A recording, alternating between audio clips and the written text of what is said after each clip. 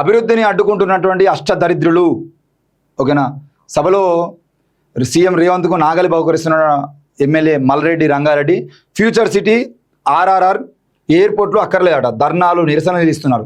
అభివృద్ధి నిరోధకులకు ప్రతిపక్ష హోదా కూడా ఉండదు. 10 ఏళ్లలో 100 ఏళ్ల విధ్వంసం జరిగింది. కాళేశ్వరం నుండి చుక్క నీరు రాకపోయినా దేశంలోనే అత్యధికంగా వరి పండిస్తున్నాం. అసూయ ఉన్న వాళ్ళను పట్టించుకోనక్కర్లేదు. హరీష్ నీ దిక్కుమాలిన సలహాలు మాకద్దు. కోహెడ బహిరంగ సభలో రేవంత్ పండ్ల మార్కెట్ సమగ్ర రీస్టార్ కాంప్లెక్స్కు శంకుస్థాపన. అనుమతులు నిధులు ఇవ్వకపోతే కిషన్ రెడ్డి పొలిమేర దాటరాని వ్యాఖ్య. పొలిమేర దాటకుండా నువ్వు ఏం చేస్తావు అని ఒకసారి మేము చూస్తాం. కిషన్ రెడ్డి ఆ పొలిమేర దాటకుండా అమర్పేట దాటకుండా నువ్వేం చేస్తావు మేము చూస్తాం. హరీష్ ఏంది నీ దిక్కుమాలిన సలహాలు మాకు అద్దా? అసలు ముఖ్యమంత్రిగా ఉన్నటువంటి వ్యక్తి చేయాల్సింది ఏంది? సలహాలు తీసుకోవాలి కదా. నువ్వు అందరు అఖిలపక్ష సమావేశం పెట్టి ప్రతి విషయంలో నిర్ణయం తీసుకుంటున్నప్పుడు అఖిలపక్ష సమావేశం పెట్టి అందరి సలహాలు తీసుకొని ముందుకు పోతే నీ పాలన మీద కూడా ప్రజలకు ఒక మంచి ముద్ర పడుతుంది కదా. సలహాలే తీసుకోవాలంటే ఏం మాట్లాడినట్టు? ఇక హిట్లర్ స్ఫూర్తితో హైడ్రా వచ్చిందట. పెద్ద తిమింగలాల గుండెల్లో వణుకు పుట్టించడానికే ఇప్పుడు చెరువులు ఆక్రమించే ధైర్యం ఎవరూ చేయట్లేదు. రాష్ట్రంలో 27,000 ప్రభుత్వ బడులను 4,000 కుదిస్తాం. విద్యార్థుల ఇంటికే బస్సు ట్యూషన్ సౌకర్యం కూడా ఇస్తాం. నర్సరీ ఎల్కేజీ యూకేజీలతో ప్రీ స్కూళ్ళు పోషకాహారం కల్పిస్తాం. త్వరలోనే 5,000 పోలీసు ఉద్యోగాలకు నోటిఫికేషన్. అవినీతి లీకేజీలను అరికట్టడంతో జీఎస్టీ రాబడి పెరిగింది. బెంగళూరులో ద హిందూ సదస్సులో CM Revanth Reddy.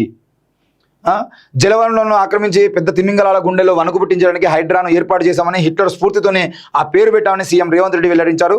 Senior IPS నేతృత్వంలోని హైడ్రా కారణంగా ఇప్పుడు చెరువులను ఆక్రమించే ధైర్యం ఎవరు చేయలేకపోతున్నారు. బెంగళూరు వేదికగా శనివారం ద హిందూ పత్రిక నిర్వహించిన సదస్సులో ఆయన పాల్గొన్నారు.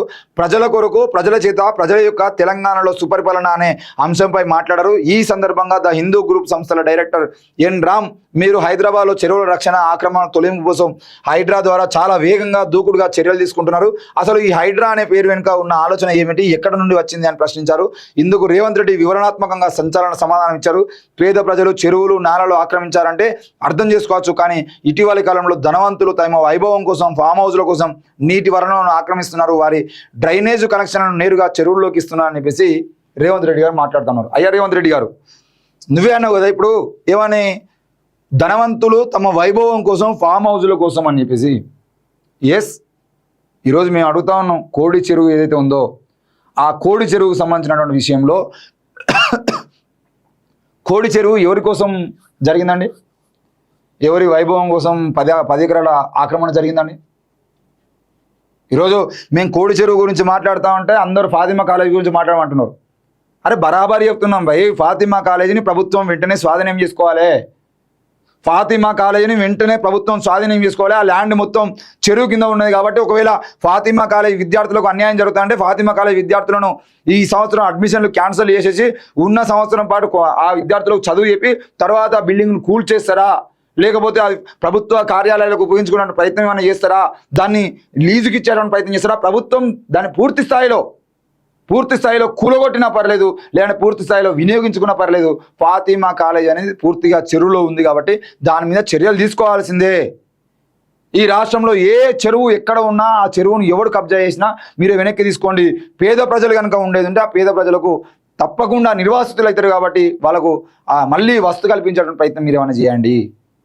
ఈరోజు హైడ్రా చేస్తున్నటువంటి ఏ పని మీద మాకు కోపం లేదు, కానీ హైడ్రా చేస్తున్నటువంటి పని మీద కోపం లేదు అన్నంగా అని చెప్పేసి పేద ప్రజల ఇల్లు కూలుస్తామనంటే మాత్రం ఒప్పుకునేది లేదు.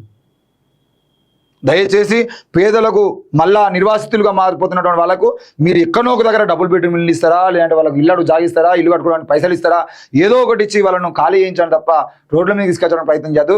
ఇక రెండోది ఏంటంటే కోడి చెరువు భూమి 10 ఎకరాల భూమి అవుతుందో ఆ 10 ఎకరాల భూమి కూడా కేవలం గోవులు పెంచుతున్నాం అని చెప్పేసి 10 ఎకరాల భూమి మొత్తంలో 5 గుంటలు మాత్రమే ఈరోజు గడ్డి పండిస్తాము. మొత్తం 400 గుంటల్లో ఒక 4 గుంటల భూమి గడ్డి వంచి మిగతా మొత్తం భూమి అంతా 99% భూమి మొత్తాన్ని నువ్వు కబ్జా చేస్తా, ఫామ్ హౌస్ కట్టుకుంటా అంటే చూస్తూ ఊరుకునేది లేదు. ఈరోజు ఆడ నేను 50-60 ఆవుల్ని పెంచుతున్నా అంటాను. 50-60 ఆవుల్ని పెంచి భూమిని కబ్జా చేయమని చెప్పేసి చెప్పింది సనాతన ధర్మం. మేము అడుగుతా ఉన్నాం, ఒకవేళ కనుక ప్రభుత్వం కనుక చర్యలు తీసుకోకపోతే మొన్న అన్నారు కదా ప్రైవేట్ ల్యాండ్లోకి వ్యక్తులు ఎట్లా వస్తారని చెప్పేసి, మేము కేసులు వేస్తామన్నారు కదా, వేయండి. ఒకవేళ ప్రభుత్వం వెంటనే చర్యలు తీసుకోకపోతే అదే కట్టమైసమ్మ గుడి కాడ రేపు మేము కోరినాం మీకు క్వశ్చన్ కత్తాం. బరాబరు చెప్తున్నాం, ఆ చెరువు కట్ట మొత్తాన్ని క్లీన్ చేస్తాం. ఇక్కడ తెలంగాణ రాష్ట్రంలో ఇరిగేషన్ డిపార్ట్మెంట్ నిద్రపోతే, ఇరిగేషన్ డిపార్ట్మెంట్కు సిగ్గు లేకపోతే మీరు తీసేస్తారా? లేకపోతే మాకు సిగ్గు లేదు మేము నిద్రపోతున్నాం అని చెప్పేసి మీరు అనుకుంటే వారం రోజుల్లో కట్ట మొత్తం క్లీన్ చేయకపోతే మేము క్లీన్ చేస్తామని చెప్పేసి చెప్తాను తెలంగాణ బిడ్డలుగా.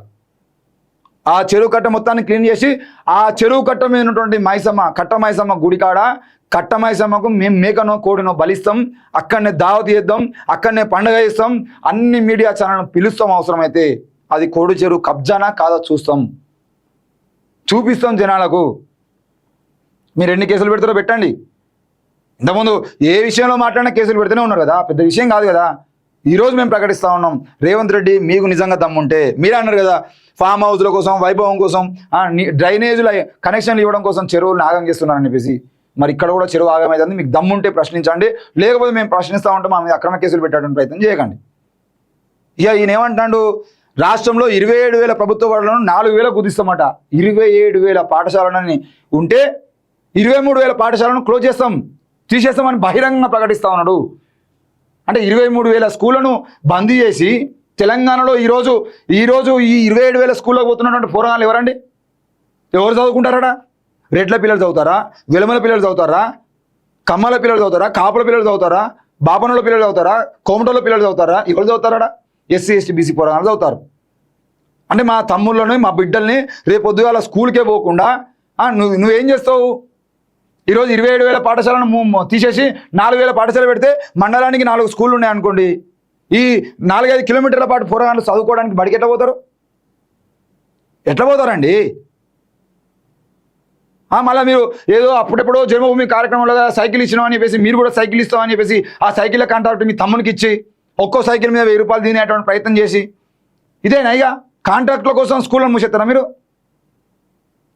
23,000 పాఠశాలను మూసేస్తానని చెప్పేసి ఒక ముఖ్యమంత్రి ఎంత దారుణం అండి మాట్లాడడం. 23,000 పాఠశాలను మూసేస్తావా నువ్వు? రాష్ట్ర వ్యాప్తంగా 4,000 పాఠశాలకు కుదించి విద్యార్థులకు ఇంటికే బస్ వస్తుందట, విద్యార్థుల ఇంటికి బస్ వస్తుందట.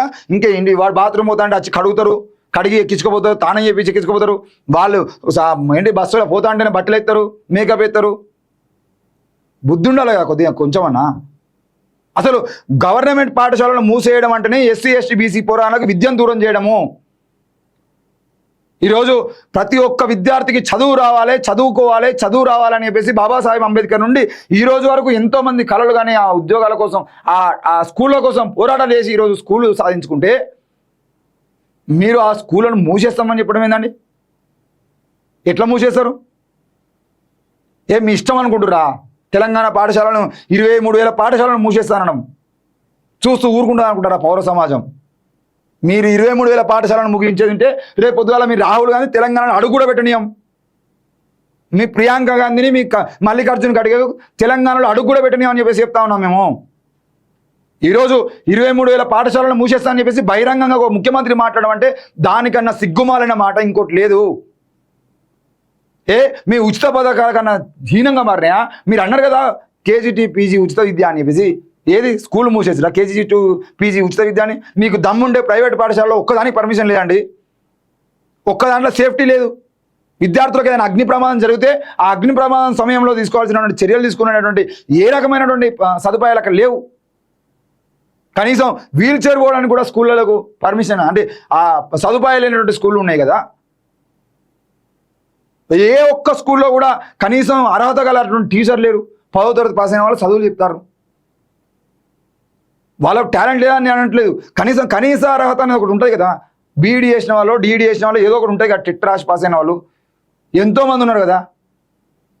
మరి వాళ్ళకు సంబంధించిన విషయాలు వాళ్ళనైనా తీసుకోవాలంటే వాళ్ళకు కూడా ఏంటి 10th పాస్ అయ్యి ఇంటర్ డిగ్రీ పీజీలు పాస్ అయ్యి బీఈడీ చేసి బీఈడీ అయిపోయిన తర్వాత ఒక ప్రైవేట్ పాఠశాలకు పోయి చదువు చెప్దామని చెప్పేసి పోతే 5,000 6,000 వాళ్ళ జీతాలు. ఎంత దారుణమైన. వరంగల్లో నా క్లాస్మేట్ బీఈడీ చేసి ఏం చేస్తున్నారు అంటే సెక్యూరిటీ గార్డ్ చేస్తున్నాను. సెక్యూరిటీ గార్డ్ ఏంద్ర మొన్నట్లోకి ఏదో టీచర్ చేసినా అంటే అరే సెక్యూరిటీ గార్డ్ చేస్తే 18,000 తందిరా. అక్కడ ఇంతకుముందు నేను పలానా హుజరాబాద్లో ఒక స్కూల్లో చేసిన 13,000 జీతం. 13,000 జీతం టీచర్గా పనిచేసింటే 13,000 జీతం అట, ప్రైవేటు సెక్యూరిటీ గార్డ్గా పనిచేసేదంటే ఒక డిమార్ట్ దగ్గర పనిచేసింటే 18,000 జీతం అట. ఇంత దారుణమైనటువంటి పరిస్థితి. ఒక బీఈడీ చేసినటువంటి విద్యార్థికి మీరు ఇచ్చేటువంటి కనీసం ఉద్యోగం కల్పించలేకపోతే ఉపాధి కల్పించడానికి ప్రయత్నం చేయాలి కదా.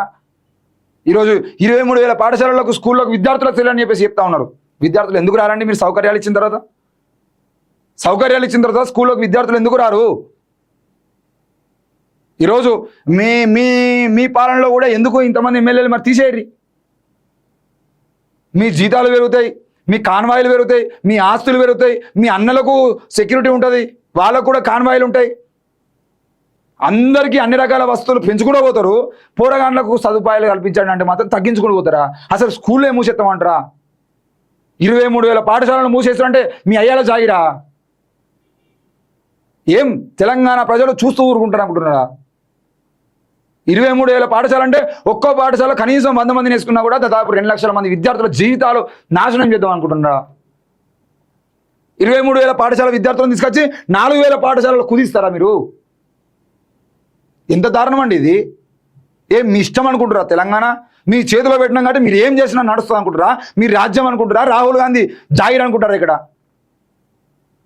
ఏం చేద్దాం అనుకుంటారు తెలంగాణను? 23,000 పాఠశాలను మీరు మూసేయండి, అప్పుడు చూపిస్తాం మీ తెలంగాణలో పౌర సమాజం యొక్క సత్తా ఏందనేది, నిరుద్యోగుల సత్తా ఏందనేది. మీకోసం పాటలు పాడడానికి నిరుద్యోగ కళాకారులు సిద్ధంగా ఉన్నారు. రేపటి నుండి 100 పాటలు రోడ్ల మీకు 100 పాటలు పాడుకుంటూ రోడ్ల మీకు వస్తారు నిరుద్యోగ కళాకారులు. 23,000 పాఠశాలల దగ్గర నుండి ఆ పాఠశాలలో చదువుతున్న విద్యార్థులు, వాళ్ళ తల్లిదండ్రులు, ఆ గ్రామస్తులు, ఆ గ్రామంలో ఉన్న నిరుద్యోగ కళాకారులను రోడ్ల మీకు దింపితే మరో తెలంగాణ ఉద్యమాన్ని రేవంత్ రెడ్డి చూస్తాడు. మీ గురువు చంద్రబాబు తెలుసు తెలంగాణ ఉద్యమం అంటే ఏందో. మొన్న వచ్చిన పవన్ కళ్యాణ్ కూడా రుచి తెలిసింది తెలంగాణ ఉద్యమం అంటే ఏందో. ఇక్కడ ఒక మాట మాట్లాడిపోయి అమరావతిలో ఇంకో మాట మాట్లాడే పరిస్థితి మనం చూస్తూ ఉన్నాం. ఈరోజు రేవంత్ రెడ్డి కూడా సెగ తగులుతుందని చెప్పేసి మేము చెప్తా ఉన్నాం. 23,000 పాఠశాలను మూసేస్తామంటే తెలంగాణ పౌర సమాజం ఒప్పుకోదు. ఇది కాంగ్రెస్ ఆలోచన విధానం కాదు అని చెప్పేసి చెప్తా ఉన్నాం. మీరు మూసేస్తా అన్నది బీజేపీ ఆలోచన విధానం, కమలం ఆలోచన విధానం, సైకిల్ ఆలోచన విధానం. ఇది మీరు కనుక చేస్తామంటే మేము కూడా ఎట్లా చేస్తారో చూస్తామని చెప్పేసి హెచ్చరిస్తా ఉన్నాం.